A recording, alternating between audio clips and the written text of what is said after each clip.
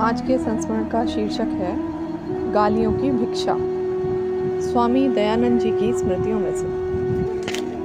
नारनौल से श्री महाराज जी रेल में बैठे और गुड़गांव स्टेशन पर उतरे। स्टेशन के पास ही एक गांव था, वहां श्री महाराज जी जा पहुंचे।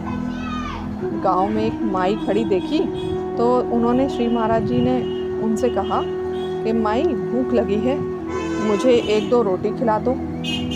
माई ने रोटी तो ना दी, गालियां देने लग गई। श्री महाराज जी वहीं खड़े हो गए, बोले, ला माई, तू गाली ही दे दे, यही ले जाएंगे। कुछ देर तक यही चलता रहा।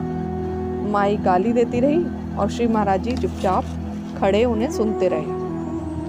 पड़ोस के लोगों ने यह दृश्य देखा। उन्होंने श्री महाराज जी को बुलाया और कहा, आप इसके क्यों मुंह लग रहे हो, यह तो बड़ी लड़ाकू है। श्री महाराज जी ने बताया, नहीं, हमने सिर्फ रोटी मांगी थी और यह गालियां देने लगी और हमने कहा चलो ये ही ले ली जाए। वे लोग श्री महाराज जी की सहिष्णुता देखकर नतमस्तक हो गए। उन्होंने श्री महाराज जी को भोजन कराया तथा और कोई सेवा बताने की प्रार्थना की। श्री महाराज जी कुछ लेते तो थे नहीं। उन्होंने उत्तर दिया, हमें कुछ नहीं चाहिए, बस हमें गाड़ी में बिठा दो।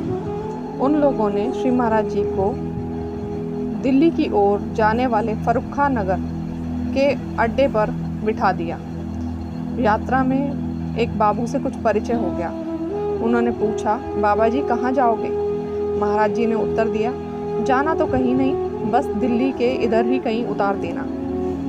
उसने श्री महाराज जी को पालम स्टेशन पर उतार दिया। वहाँ के स्टेशन मास्टर बाबू मुन्ना लाल ने श्री महाराज जी के लिए वृक्षों के नीचे खाट डलवा दी।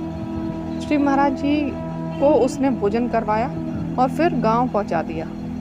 वहाँ एक मंदिर बन रहा था। श्री महाराज जी वहाँ जाकर ठहर गए। वहाँ काम करने वाला कल्लू खाती विशेष रूप से श्री महाराज जी की भोजन पानी आदि की व्यवस्था करा करता था। धन्यवाद।